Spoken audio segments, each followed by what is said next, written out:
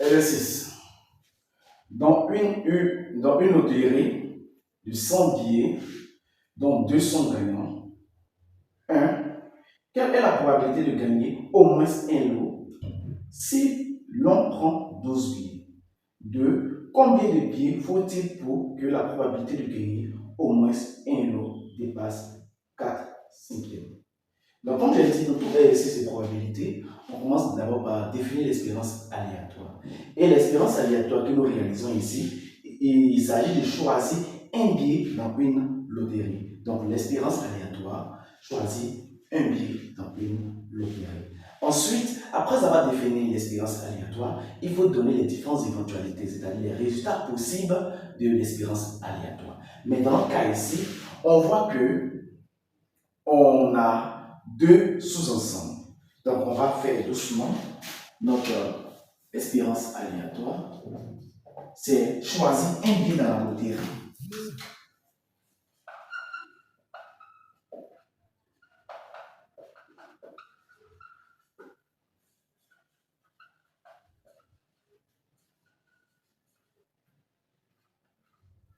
Ok, dans la loterie, je vérifie l'orthographe. Loterie. Deuxièmement, la loterie ici, on voit que c'est une loterie constituée de 100 billets. Donc, notre ensemble fondamental, c'est N. Notre ensemble fondamental, notre univers, ensemble fondamental, notre ensemble fondamental ici, c'est notre univers. On a N est égal à 100.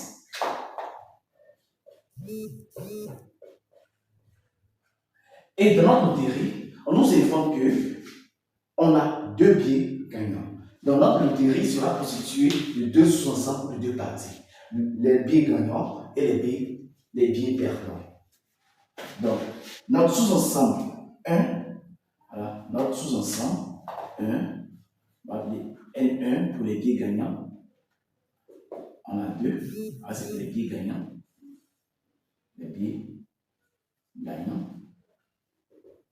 Et N2 pour les billets perdants. Si nous avons 100 billets gagnants et 100 billets et 2 billets gagnants, on fait 100 moins 2 entre 98, donc on a 98 billets perdants.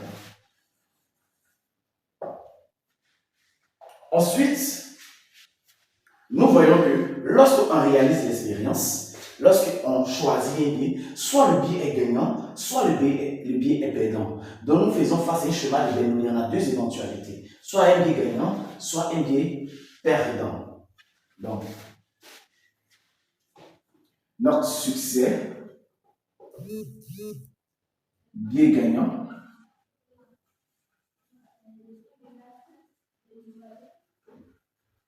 notre échec, billet perdant.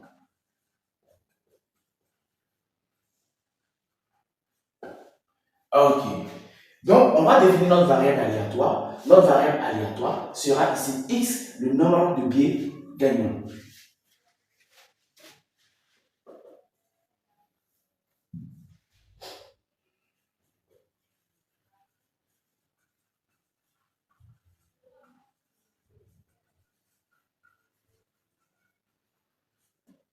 Donc, on a défini x ici comme étant le nombre de tickets ou de billets gagnants dans notre 100. Ok. Donc, qu'est-ce qui va se passer? On va commencer à répondre aux différentes questions. Mais avant de répondre aux différentes questions, est-ce que nous pouvons définir, à partir de l'énoncé seulement, notre loi de probabilité? Donc, qu'est-ce que nous savons tout simplement dans l'énoncé? Dans une loterie de 100 billets, 2 sont gagnants. Donc, à partir de l'énoncé, on va donner la loi de probabilité. On va descendre au niveau de la question. Question 1. Qu'est-ce que nous dit?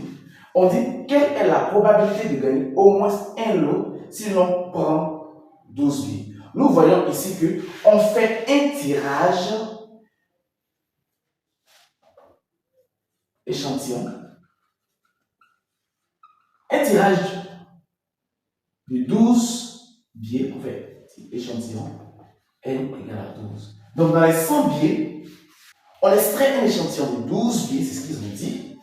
Quelle est la probabilité de gagner au moins un lot si l'on prend 12 billets? Donc, on a pris un échantillon. Donc, on avait une population au départ de taille 100 dans laquelle on extrait un échantillon de taille 12 et dans cet échantillon-là, nous allons calculer la probabilité. Lorsqu'on extrait un échantillon de taille petit n dans une population de taille grand N et l'expérience aléatoire se réalise dans l'échantillon, alors notre variable suit une loi hypergéométrique. Donc par conséquent ici, on va dire x suit une loi hypergéométrique de paramètres. La loi hypergéométrique a 3 paramètres. Le premier paramètre, c'est la taille de la population. Le deuxième paramètre, c'est l'échantillon. Le troisième paramètre, c'est la probabilité de succès. On va noter ça, P. Ici, dans notre contexte, grand N, la taille de la population est 100. La taille de l'échantillon est 12, dans la question 1. Et la probabilité qui va se calculer, la probabilité, c'est la probabilité de succès. Puisqu'on a 2 boules gagnantes et on a au total 100 boules, la probabilité de gagner sera N1 qui représente le nombre de boules gagnantes sur la population totale. Ça nous donne 2 sur 100. Donc voilà, ici, on dira que la variable aléatoire x, le nombre de boules gagnantes, suit une loi hypergéométrique de paramètres 100, 12, dessus 100. 100 pour la taille de la population, 12 pour la taille de l'échantillon, 2 sur 100 pour la probabilité de succès. Ok. Donc, la question nous demande de calculer la probabilité de gagner au moins. Quand on dit au moins, cela se traduit par supérieur ou égal à. Donc, la probabilité de gagner x supérieur ou égal au moins 1 lot. Donc, probabilité de x égale ou égal à 1.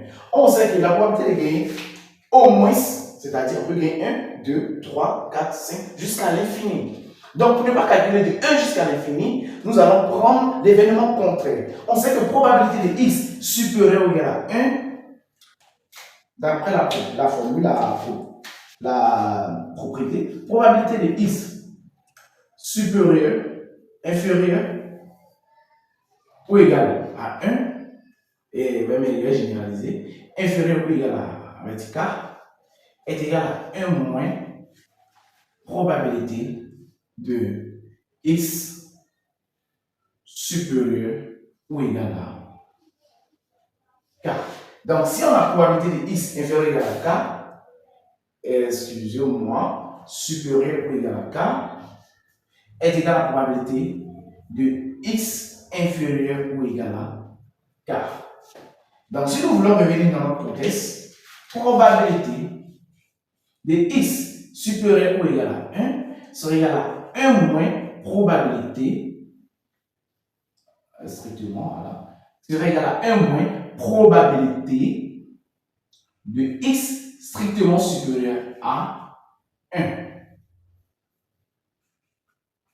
Or, qu'est-ce que nous savons? Nous savons qu'on a 2 biais gagnants. Donc, lorsque on dit, on peut soit ne pas avoir de biais gagnants, soit un biais gagnant, soit 2 biais gagnants. Donc, ici, on a oublié de définir l'intervalle de définition de x. X peut prendre la valeur 1, x peut prendre la valeur 0, 1 et la valeur 2. Pourquoi x peut prendre la valeur 0? Pourquoi x peut prendre la valeur 1 et pourquoi x peut prendre la valeur 2? Parce que x représente le nombre de biais gagnants. On a au total 2 biais gagnants. Soit on a 0 biais gagnant, soit on a 1 biais gagnant, soit on a 2 biais gagnants lorsque nous tirons. Ok. Donc ici, la probabilité d'avoir au moins un biais gagnant est égale à 1 moins la probabilité d'avoir au plus un biais gagnant. Or, puisque nous sommes avec les lois discrètes, le strictement doit se transformer. Donc, un nombre qui est strictement égal à strictement inférieur à 1. On dit x est strictement inférieur à 1. Si x est strictement inférieur à 1, c'est que x est égal à 0. Donc, la probabilité de x supérieur ou égal à 1 serait égal à 1 moins la probabilité de x égal à 0. Donc, on va calculer la probabilité de x égale à 0. Mais on va donner d'abord la formule. La probabilité de x égale à petit x. Lorsqu'on est en face d'une loi géométrique, quelle est la loi de probabilité? C'est égal à bas des fractions, combinaison de petit n dans grand N, c'est combinaison de l'échantillon, de la taille de l'échantillon dans la taille de la population, sur combinaison de x dans la taille de la de la population qui représente le succès, x dans n-1, multiplié par combinaison de la taille de l'échantillon moins x dans la taille du deuxième sous-ensemble des échecs. Ok, donc on va appliquer la formule. Probabilité de x égale à 0 est égale à combinaison de 0 dans 2 multiplié par combinaison de 12 x est 0, 12 moins 0 dans 98 sur combinaison 12 dans 100. Et probabilité de x égale à 0 sera égale à quoi? Vas-y, calculez. Retrouvez 0,2267. Ainsi, nous pouvons mesurer la probabilité de x supérieure ou égale à 1. La probabilité de x supérieure ou égale à 1 égale à 1 moins. Ah, c'est le résultat final qu'on va donner en même temps.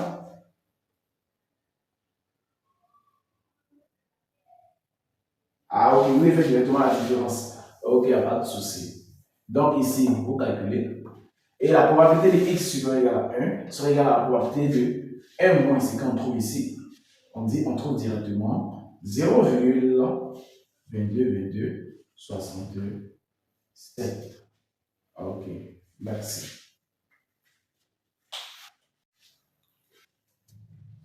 Question 2. On dit combien de biais faut-il pour que la probabilité de gagner au moins un lot dépasse 4 cinquièmes? Donc ici, on demande le nombre de biais nécessaires. Donc on rappelle toujours que notre loi non variable aléatoire x sur une loi hypergéométrique, le paramètre n, petit n, p. Ici, grand N est égal à 100, toujours dans le même contexte. Petit n inconnu, c'est lui en cherche. La probabilité de P reste inchangée, 2 sur 100. Ok.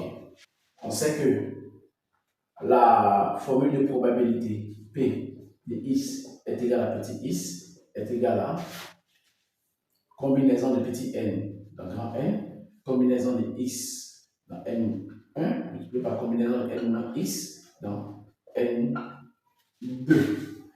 Ok, donc la phrase dit combien de biais faut-il pour que la probabilité de gagner au moins un lot dépasse 4 cinquièmes? Donc probabilité de gagner au moins c'est supérieur ou égal. Donc probabilité de x supérieur ou égal à 1 dépasse donc supérieur ou égal à 4 cinquièmes. On a dit pour traiter cette probabilité-là, qu'est-ce qu'il faut faire? Il faut transformer. Vous savez que celui-là sera égal à probabilité 1 moins probabilité de x, quand c'est supérieur ou égal, ça est strictement inférieur à 1, supérieur ou égal à 4 cinquièmes. Or, strictement, x strictement à 1, c'est 0. Ça fait 1 moins probabilité de x égale à 0, supérieur ou égal à 4 cinquièmes. Ok, donc ça fait probabilité de x égale à 0, supérieur ou égal à moins ici, le 1 passe là-bas, 4 cinquièmes moins 1. Donc ça fait probabilité de x égale à 0.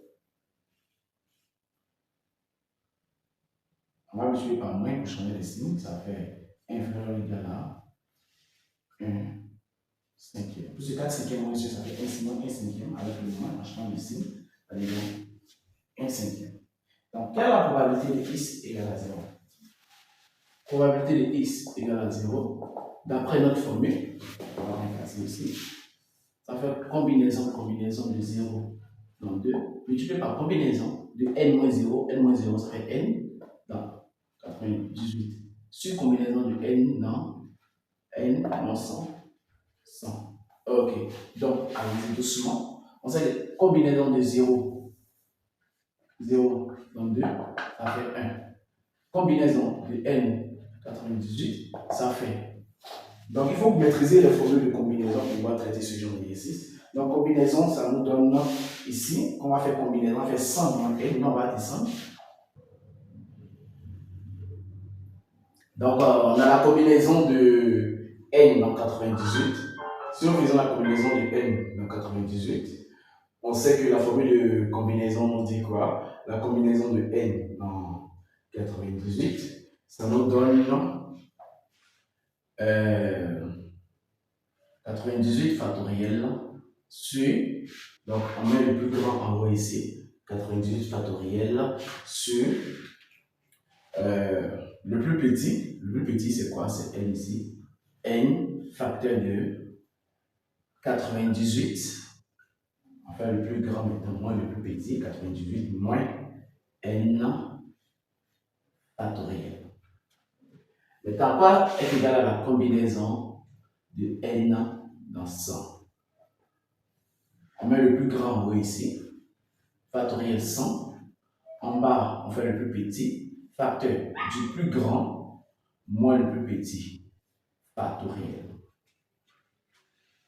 Maintenant, 100 moins n factoriel et 100 moins n, on peut décomposer encore en mettant, on fait moins 1 ici, donc on fait 99 moins n, bon on fait ça doucement, que tout le monde puisse voir, 99 factoriel. Il faut savoir que 100 moins n factoriel de 100 moins n est égal à 100 moins n facteur de 99 moins n facteur de 98 moins n factoriel.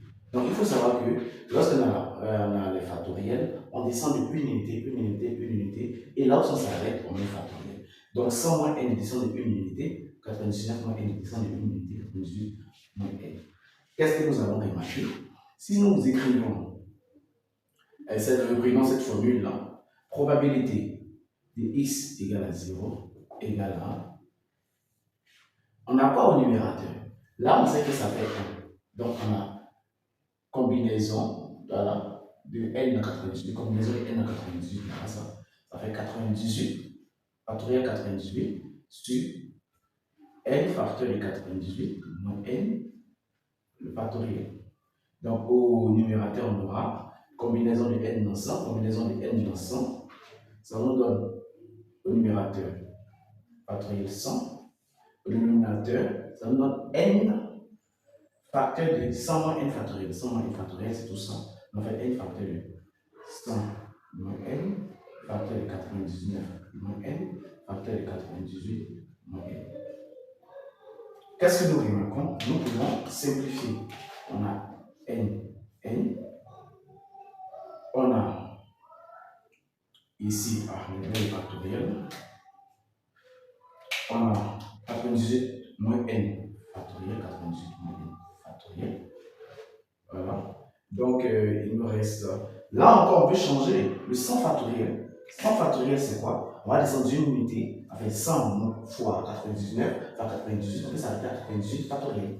Donc, on va remplacer ici 100 par 100 fois 99 fois 98 factoriel. Là, on va apparaître 98 factoriel. Donc, nous pouvons simplifier. Automatiquement, au numérateur, il reste un seul, donc puisque tout a été simplifié, au dénominateur, il me reste ça sur ça. Et puisque tout ça se trouve au dénominateur, on prend l'inverse. Donc ce qui nous donne 100 moins n facteur de 99 moins n sur 100 fois 99. Nous allons effacer là pour continuer.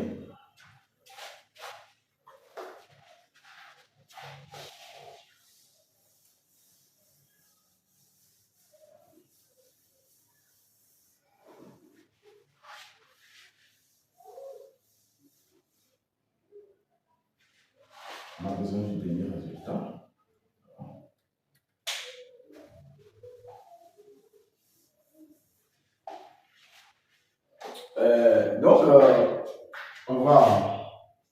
On sait que probabilité de x, vous savez que probabilité de x égale à 0 doit être inférieure ou égale à 1 cinquième. C'est-à-dire, probabilité de x égale à 0, on veut trouver la valeur probabilité de x égale à 0. C'est pour ça qu'on fait 100 moins n facteur de 99 moins n, le tout sur, on peut dire 100 fois 99, ça nous donne 99 de 0, inférieur ou égal à 1 sur 5. Donc ici, on peut développer. Ou on peut faire passer celui-là d'abord. On a 100 moins n, facteur de 99 moins n, est inférieur ou égal à 99, 0,0 sur 5. Donc ici, nous allons débloquer 100 fois ça, ça fait 99, 2, 0, 100 fois ça, moins 100n, ça fois ça, moins 99n, ça fois ça, plus n au carré, inférieur ou égal à 99, 2, 0 sur 100. Donc ici, on peut faire ça.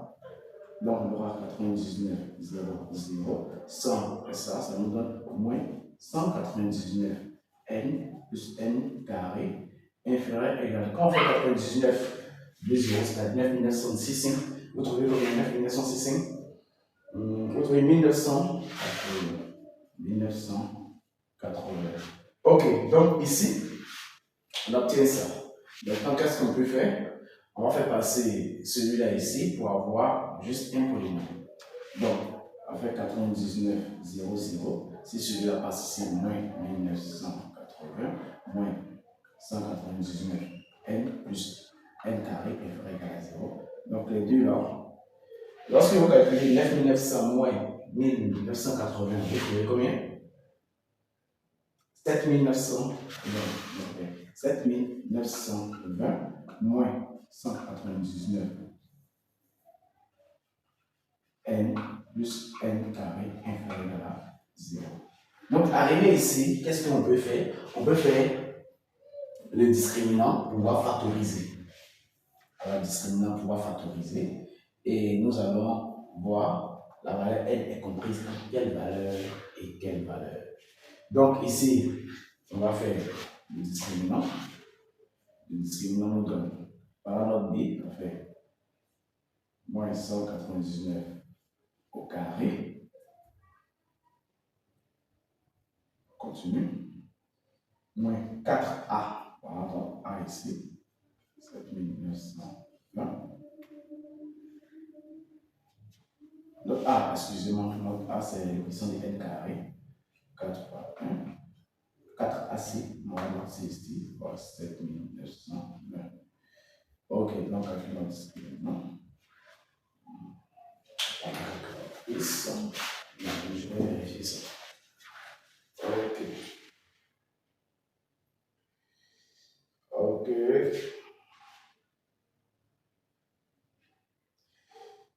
199 au carré. Ça fait 39 000.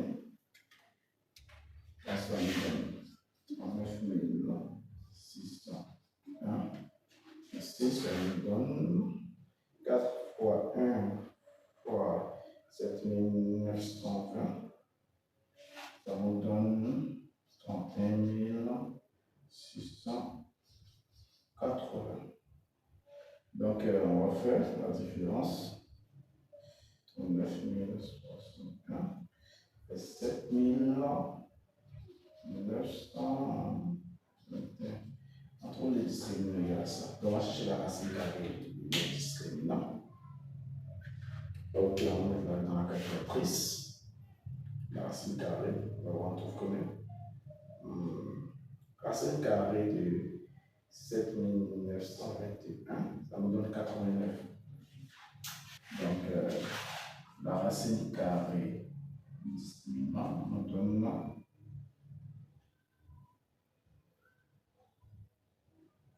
89. Donc, on peut calculer les racines. Donc, n est égal à moins b moins racine du discriminant sur 2a, ou n est égal à moins b plus racine du discriminant sur 2a. Alors, donc, notre premier n serait égal à quoi? Notre b, je rappelle, notre b, c'est l'expression de n moins 199 moins racine du discriminant sur 2a, 2 fois a. A ici représente le coefficient de n. Donc, 2 fois 1. Donc, n est égal à, on va calculer ça rapidement, 199, alors 89, divisé par 2, ça nous donne 144, on ne peut pas le moins. Ok, ensuite, où où n sera égal ici à moins 199 plus 89 sur 2.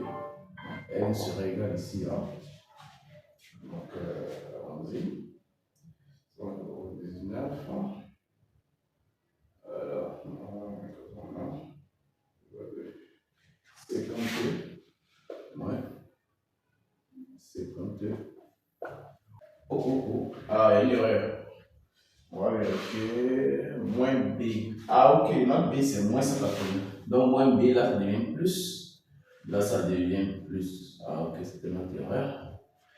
Ok, donc là, ça devient 55. Et là, ça devient. Vérifions la calculatrice. 140. 140. 199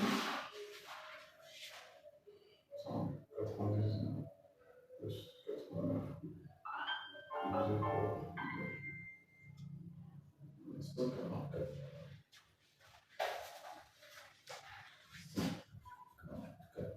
Donc, puisqu'on dit notre polynôme doit être inférieur ou égal à 0, cela sous-entend que notre n doit être compris entre 55 et 144.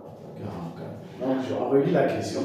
On nous avait demandé de combien de biais, donc combien de biais on va tirer pour avoir une probabilité qui était supérieure ou égale à 4 sur 5. Donc on a commencé à démontrer et puis dans cela, on comprend que notre n doit être compris entre 55 et 144.